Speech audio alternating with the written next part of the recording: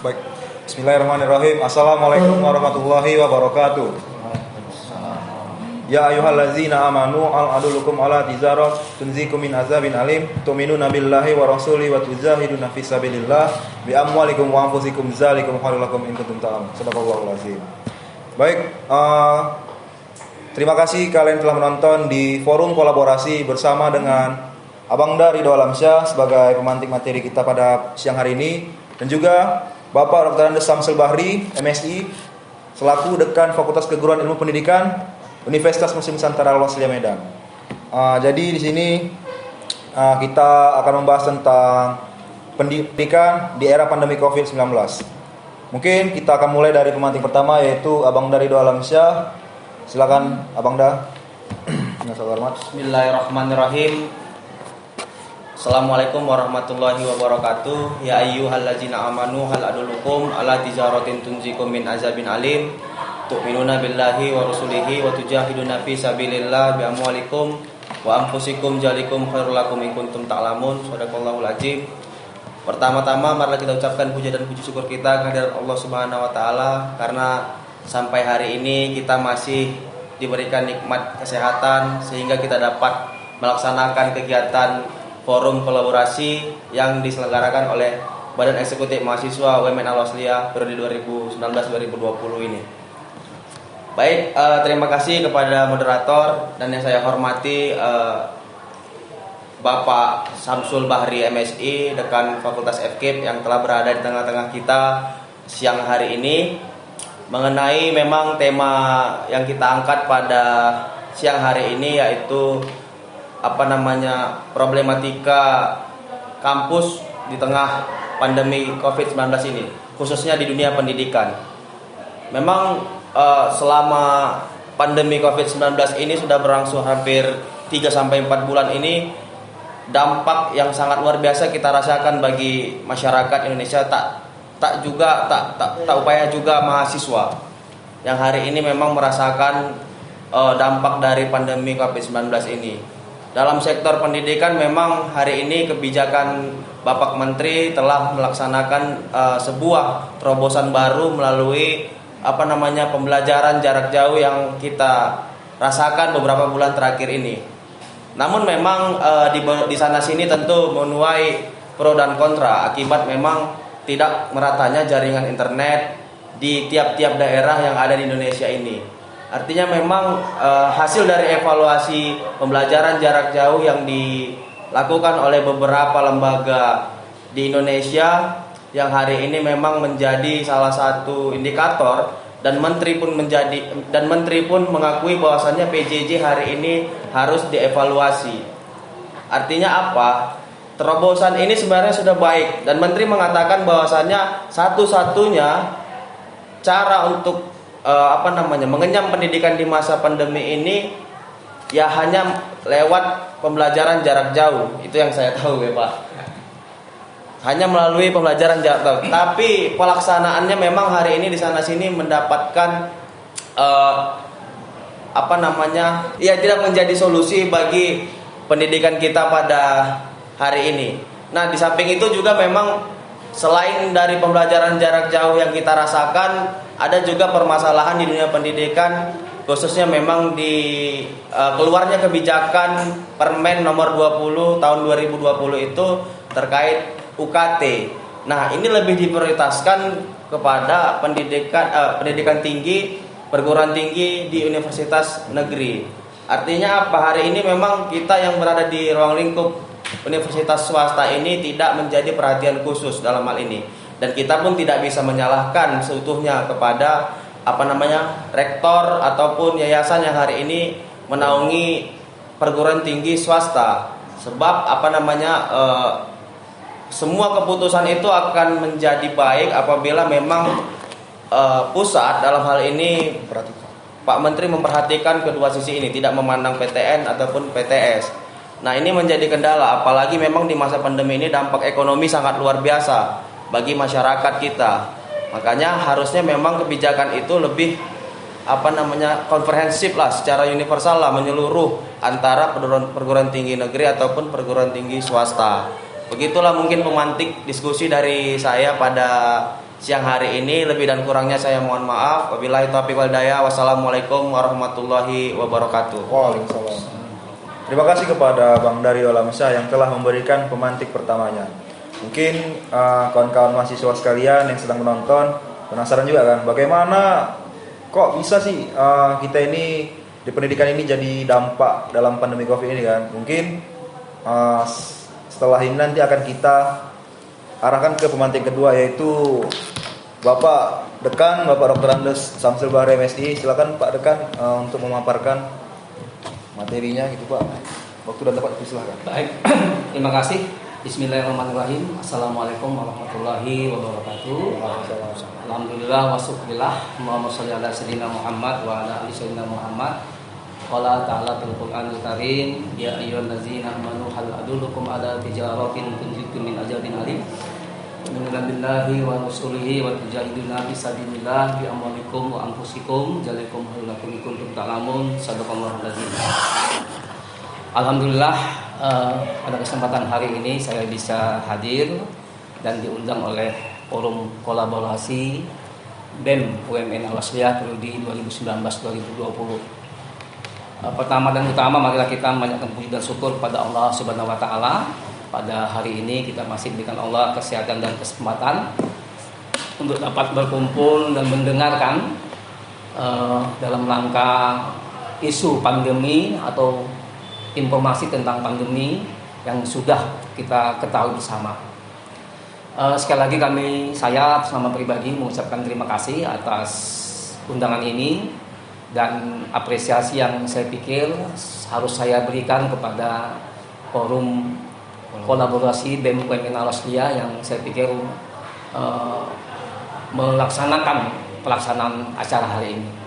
Baik, saudara-saudara mahasiswa dan pendengar yang mungkin mendengarkan siaran ini, dapat saya sampaikan bahwa akibat COVID-19 itu juga terimbas di dunia pendidikan. Tetapi bisa kita katakan bahwa persoalan yang mengakibatkan COVID-19 ini sesungguhnya adalah mengakibatkan semua bidang, semua bagian dari kehidupan kita. Hari ini saya pikir karena kita adalah orang-orang yang berkecimpung dalam dunia pendidikan, persoalan COVID ini, persoalan pandemi COVID-19 ini betul-betul sangat memberikan dampak yang positif dan dampak yang negatif. Pendengar yang saya hormati, sesungguhnya memang kalau kita mengkaji kebijaksanaan menteri tentang pandemi ini, seperti yang sudah kita dengar bersama tadi, itu masih memiliki dampak yang hanya ditujukan kepada PTN.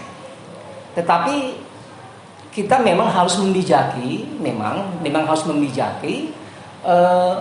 pada konsep yang meliputi kebutuhan kita sendiri. Jadi memang ketika keputusan menteri tadi, peraturan menteri tadi harus kita tunggu kan gitu ya. Saya pikir itu tidak akan menjembatani masalah-masalah yang terjadi kan gitu ya. Jadi memang pemirsa yang kami hormati, jika kebijaksanaan itu ada pada kita, saya pikir ini kan tidak akan menjadi masalah kan gitu ya. Tetapi yang menjadi masalah, kebijaksanaan itu tidak ada dan kita tidak bisa memintanya. Benar.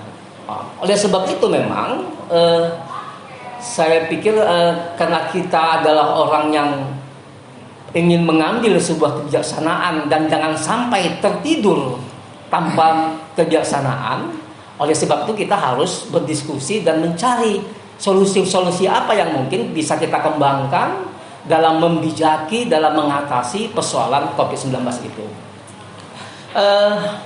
Pemirsa yang saya hormati, COVID-19 itu sebagaimana yang sudah saya katakan tadi, itu mengakibatkan lumpuhnya ekonomi. Gitu ya. Nah, ketika kita mengatakan lumpuhnya ekonomi, maka sumber yang lain, kegiatan-kegiatan yang lain juga akan lumpuh. Ya kan?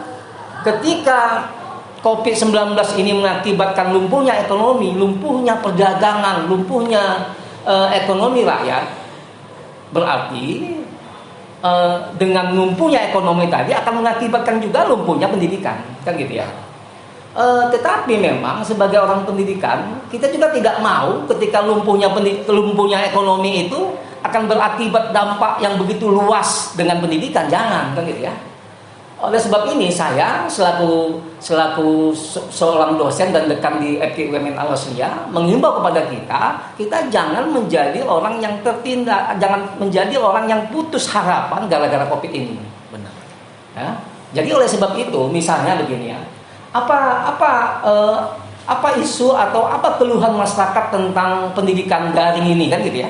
Nah, saya ingin menyampaikan kepada kita, mungkin kita juga semua tahu bahwa pendidikan jarak jauh yang menggunakan konsep daring tadi itu berakibat banyaknya pulsa masyarakat yang terambil, kan gitu ya. Banyaknya kebutuhan pulsa, kebutuhan kuota yang terambil, yang harus diberikan oleh masyarakat atau orang tua untuk membeli kuota, kan gitu ya. Ini isu yang saya pikir sudah kita sama-sama ketahui bahwa pendidikan daring itu, pendidikan jarak jauh yang menggunakan daring itu akan mengakibat kuota-kuota daripada internet kita itu tergerus habis. Jadi saya pikir ini harus kita bantu. Jadi apa yang harus kita bantu? Sebagai pendidik, bantulah dia dengan menciptakan kolaborasi dalam pengajaran. Jangan terus menggunakan kuota itu, jangan menggunakan kuota. Jadi misalnya nih, kalau kita katakan pertemuan saya itu ada 14 kali pertemuan, saya bisa katakan kepada anak-anak bahwa kita bertemu hanya 4 kali. Lalu di mana tadi 14 kalinya ini? 14 kali itu tugas-tugas yang mereka kolaborasi. Ya kan? Benar. Jadi itu trik yang harus dilakukan oleh guru. Saya pikir ini kalaupun ada guru misalnya di tingkat SD, SMP atau di SLTA atau dosen, saya pikir kalau ketika kita katakan pertemuan itu, kita katakanlah pertemuan itu 14 kali pertemuan misalnya. Meminimalis kuota itu dengan cara apa? Dengan cara pertemuan dari 14 itu hanya 4 kali saja misalnya. Bagaimana pengaturan 4 kali? Mungkin di pertemuan pertama di awal, di pertengahan 2 kali, di penghujung 1 kali, 4 kali saja, kan gitu ya. Lalu bagaimana 4 kali ini bisa mencapai tujuan kurikulum? Sekali pertemuan kita sudah memberikan tugas kepada anak-anak kita, kan gitu ya. Sudah menyampaikan kurikulum yang ingin kita sampaikan, sudah menyampaikan bentuk kolaborasi yang harus dilakukan oleh anak-anak kita. Jadi memang saudara-saudara, konsep dari 4 kali ini sesungguhnya adalah menyuruh mereka itu malah berkolaborasi, bukan hanya tertuju pada ilmu pengetahuan, bukan tertuju kepada bentuk ingatan atau hafalan. Jadi Bapak Ibu guru, saya pikir nanti kepada adik-adik juga mahasiswa yang mungkin calon guru, ya kan, atau dosen kita, saya pikir meminimalislah penggunaan kuota internet yang dimiliki oleh siswa kita. Jangan terbebani, kan gitu ya. Saya mungkin bisa mengilustrasi. Saya barusan membaca sebuah informasi begini, Ridho ya, Azmi. Jadi memang ada suatu desa yang desa itu tidak memiliki, mungkin rakyatnya tidak bisa membeli HP gitu ya. Mungkin ada sebagian rakyatnya, penduduknya itu tidak bisa memiliki HP. Lalu apa yang dilakukan mereka? Yang dilakukan mereka itu adalah, kebetulan kalau saya baca datanya itu, mereka punya 55 kakak. 55 kakak ini disuruh menabung 1 hari 1.000. Udah? Dari 55 kakak itu terkumpullah berarti uang yang sudah kita hitung berarti 1.000 kali 30 300 ribu ya. 30.000 ya. Iya. 30.000 dikalikan 55 kakak. Kan gitu ya. Berkumpullah itu uang itu 1.600.000. Ya kan? 1.600.000 itu digunakan mereka untuk menyewa Indohome itu. IndiHome. IndiHome itu 600.000. Jadi masih ada 1 juta lagi yang mereka kelola untuk membeli kertas, untuk ngeprint ada tugas-tugas. Nah, jadi anak-anak itu mereka kumpulkan di suatu tempat di balai desa, kan gitu kan? Setiap orang menggunakan fasilitas internet tadi yang IndiHome tadi yang cuma 600.000, 55 kakak dengan mengumpulkan satu hari 1.000 rupiah. Saya pikir ini juga salah satu solusi yang mungkin bisa digunakan masyarakat, saya pikir, untuk bisa menciptakan ide-ide yang baik, bagaimana mengelola supaya memang kebutuhan, kalau seandainya lah kalau kita katakan setiap masyarakat itu harus memiliki HP, kan gitu kan, mereka bisa menggunakan Infocus dengan menggunakan fasilitas komputer, kan gitu ya. Nah, jadi saya pikir ini salah satu trennya salah satu trik, saya pikir salah satu cara yang mungkin bisa digunakan oleh orang, oleh masyarakat, saya pikir. Mungkin adik-adik mahasiswa, saya pikir ini bolehlah dikembangkan, saya pikir yang sekarang lagi KKN, yang lagi sekarang ini mungkin bisa di suatu ide yang mungkin bisa kita sampaikan. Jadi pemanfaatan internet saya pikir pasti lebih murah jika dibandingkan dia secara pribadi membeli kuota. Mungkin kita boleh hitung sama-sama ini, pemirsa boleh hitung sama-sama bahwa saya punya anak 3, minimal kalau misalnya dia menggunakan satu hari itu 1,5 giga, itu berapa rupiah yang kita keluarkan jika kita pakai IndiHome tadi. Nah, jadi saudara-saudara, saya pikir ini sebuah pemikiran bagi kita, tanpa menutupi kemungkinan mungkin teman-teman mahasiswa, saya pikir bisa juga memikirkan apa konsep yang mungkin bisa kita bantu masa pandemi ini.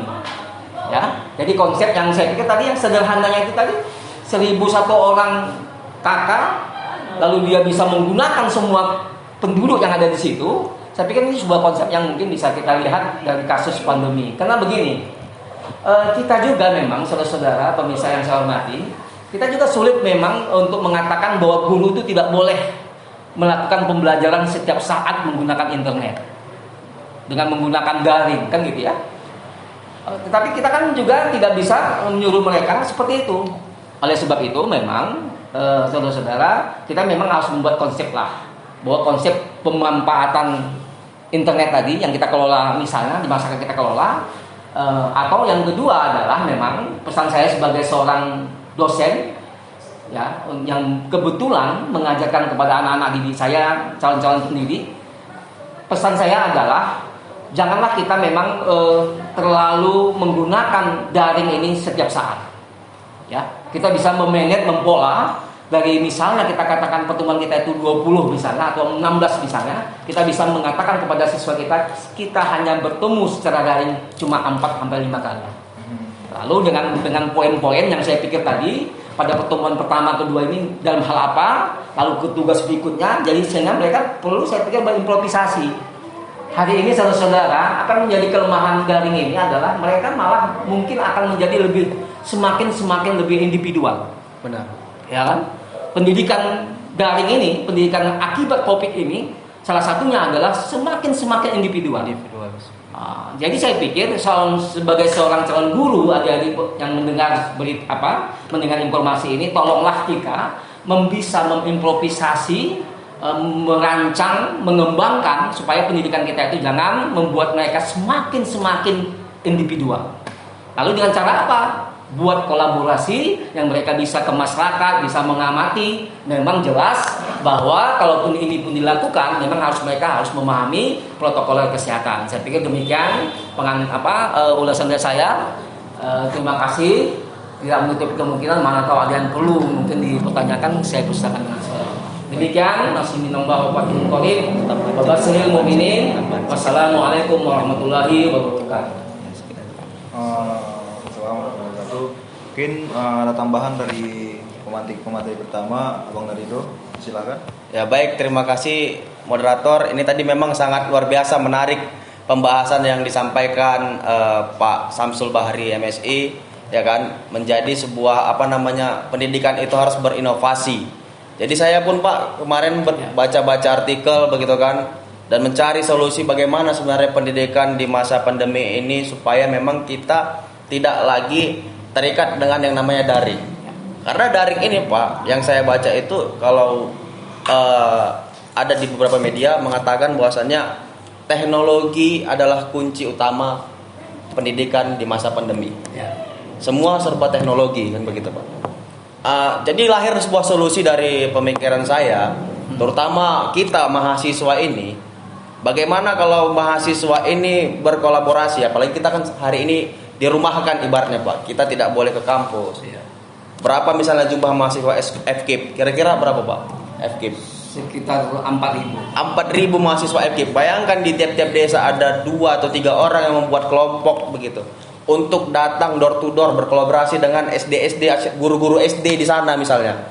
Berkolaborasi dengan guru-guru SD di sana, mengajar door to door di lingkungannya saja gitu.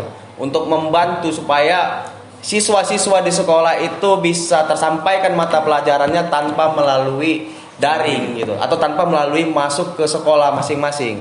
Ini kan luar biasa solusi yang seperti ini. Atau memang hari ini kita ciptakan bahwasannya ada sebuah misalnya warung internet yang ini dibuka untuk umum misalnya begitu di tiap-tiap desa. Bagaimana caranya mahasiswa lah yang memikirkan itu di sana misalnya begitu, berkolaborasi dengan misalnya pemerintah desa.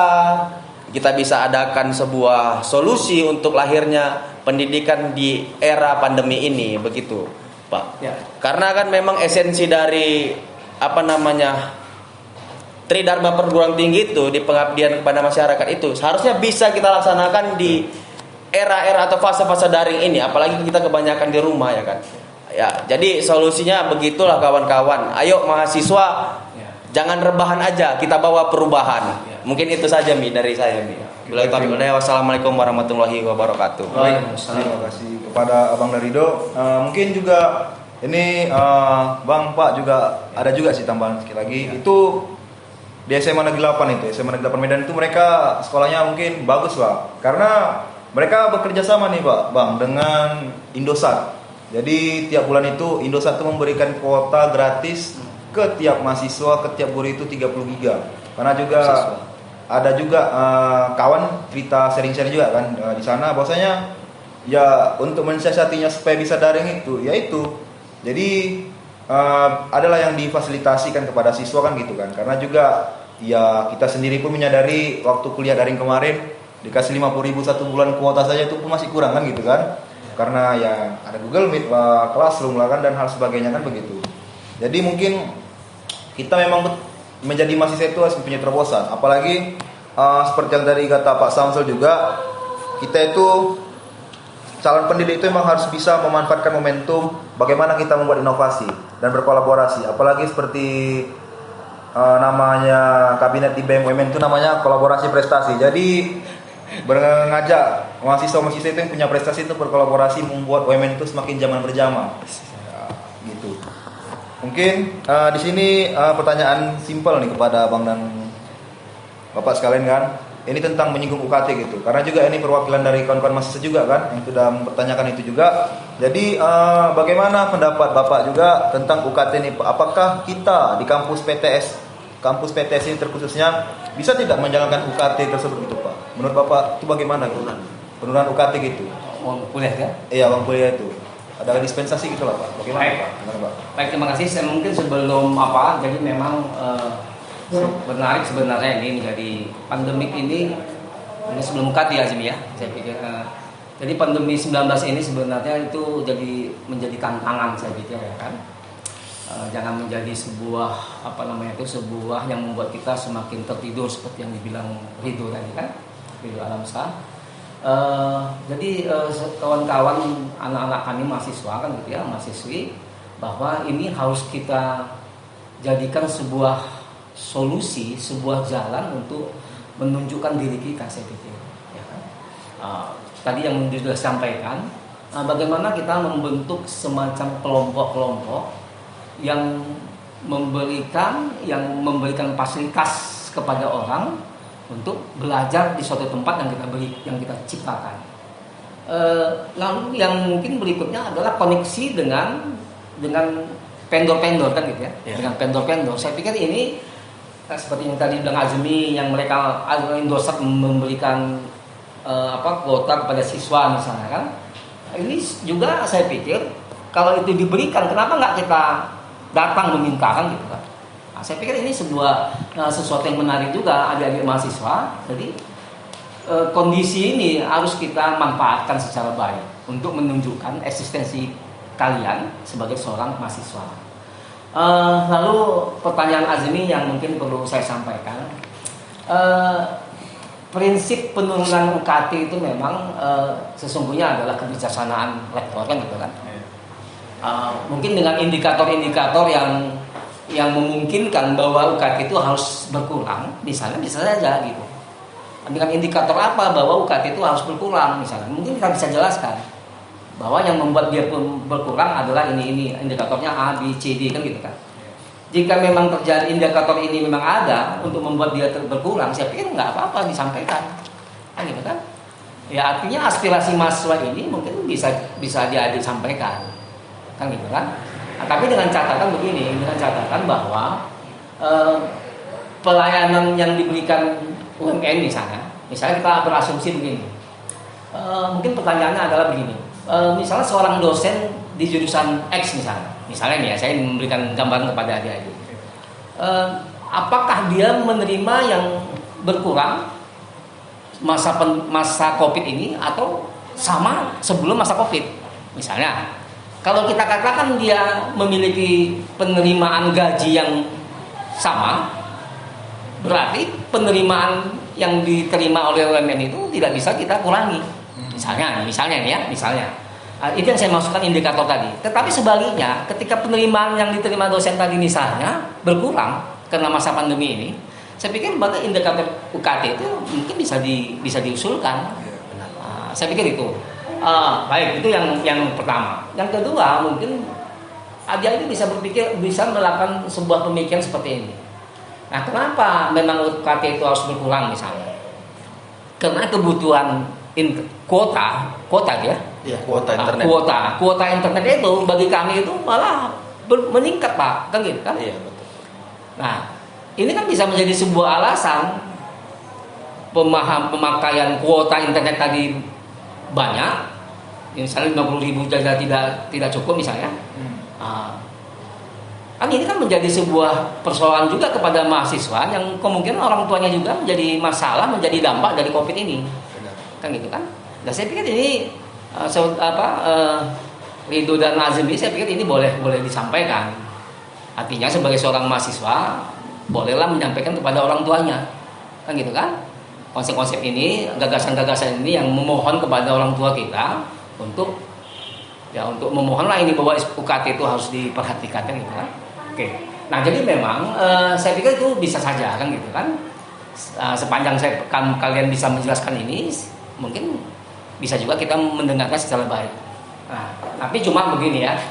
Tetapi dengan menggunakan indikator-indikator yang saya katakan tadi, adik bisa menyampaikan inilah kepada ya kalau sebutan kalian mungkin ayahanda rektor kan gitu kan. Mungkin ini bisa disampaikan. Nah, memang dengan prinsip begini, dengan prinsip bahwa sebagai Kesmas yang merupakan organisasi kemahasiswaan yang menjadi yang menjadi harapan dari mahasiswa kan gitu kan, ini bisa saja menyampaikan. Nah, baik, jadi tentang UKT itu Azmi ya, jadi bisa saya sampaikan, silakanlah untuk menyampaikannya secara baik saya pikir kepada pimpinan kita ya, dengan indikator-indikator yang saya bilang tadi. Saya pikir untuk sebentar gitu Azmi. Terima kasih. Baik Pak, terima kasih kepada Pak Dekan. Mungkin kami lah ini ya, tugas kami mungkin secara menyimpulkan itu, kami lah sebagai mahasiswa yang menanyakan kepada ayahanda kita, yaitu ayahanda di pimpinan pusat kan gitu, rektor kita. Baik Pak, ini ada satu lagi pertanyaan juga dari kawan-kawan juga kan Pak. Jadi bagaimana gitu Pak, ini kan kita bulan 9 nih masuk kuliah kan begitu. Jadi kawan-kawan juga itu kemarin pernah ada juga pertanyaan, asumsi juga, itu kita kuliah online ini bagaimana begitu kan? Apakah satu semester kita kuliah online atau bagaimana? Terus kalau kita memang kuliah online itu satu semester kan gitu kan? Itu melalui apa? Daring-daring terus kan? Kami jadinya kerugian kuota kan begitu, karena juga secara rupiah gitu kan, secara rupiah gitu tidak ada, bahwasanya belum ada kabar tentang kuota 1 bulan gitu, karena kan Pak, kuota 1 bulan itu hanya batasnya itu di akhir di bulan Juni kalau nggak salah kemarin kan. Jadi ajaran baru ini itu bagaimana gitu Pak? Mungkin Bapak bisa memberikan jawaban gitu Pak. Baik. Supaya kawan mahasiswa juga tenang. Baik, terima kasih. Jadi memang masalah kebiasaan pemberian kuota yang selama ini sudah diterima 3 bulan ya. Iya. Ya. Azmi mungkin ini ranahnya Warid 2 saya pikir kan gitu ya. Saya tidak bisa menyampaikan secara detail kan gitu kan. Tetapi saya bisa memberikan informasi begini kan gitu kan, bahwa 3 bulan yang lalu kalian menerima kuota internet kan gitu kan. Artinya saudara-saudara boleh bertanya kan gitu kan, bahwa apakah kuota internet ini masih kita miliki dengan berapa rupiah kan gitu kan. Saya pikir ini tetapi saya pikir melanjuti tentang UKT itu, ini juga bisa kalian tanyakan lagi gitu kan. Nah, boleh kita tanyakan, termasuk bagian penting dari yang kalian tanyakan, UKT dan kuota ini, bantuan kuota internet ini. Nah, tetapi sebenarnya saya berharap begini juga, ada kebijaksanaan Pak Rektor atau kebijaksanaan Pak Warik 1 untuk menyampaikan kepada kami, kepada dosen-dosen ini, untuk untuk tidak terlalu menggunakan prinsip daring ini gitu ya.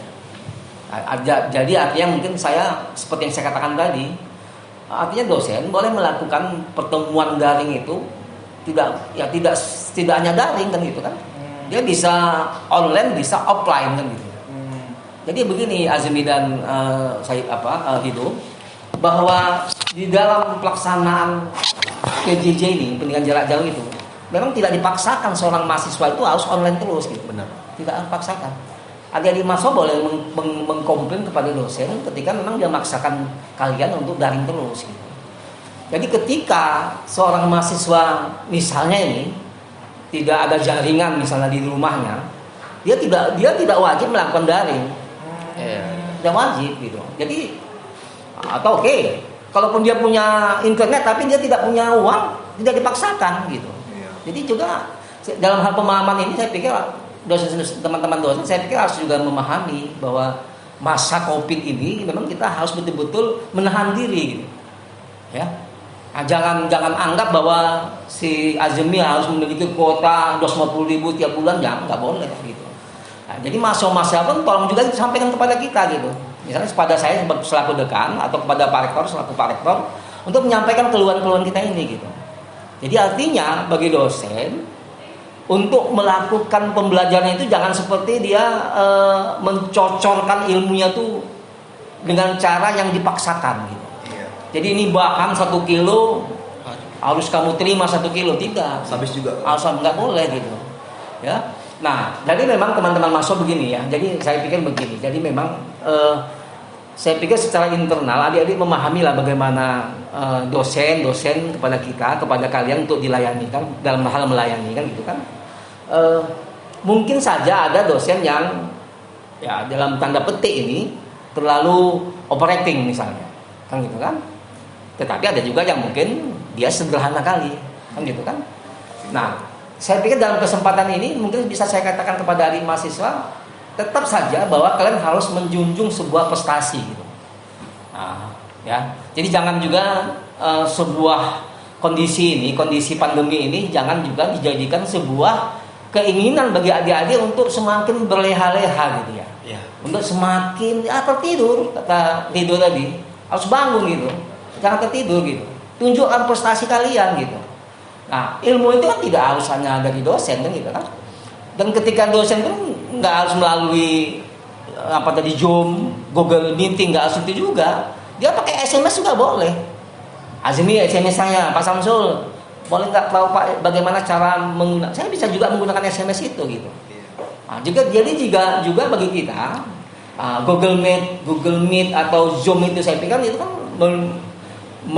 menyedot pulsa lumayan juga gitu ya, betul. Ya, jadi memang bagi mahasiswa saya pikir saya juga kepada adik-adik mahasiswa, tolong juga nih dosen-dosen itu diingatkan tolong juga dengan bahasa yang baik diingatkan, Bu, kalau boleh kita jangan Zoom meeting lah kan gitu kan, jangan Google Meeting atau Zoom kan gitu kan. Kita menggunakan biasa.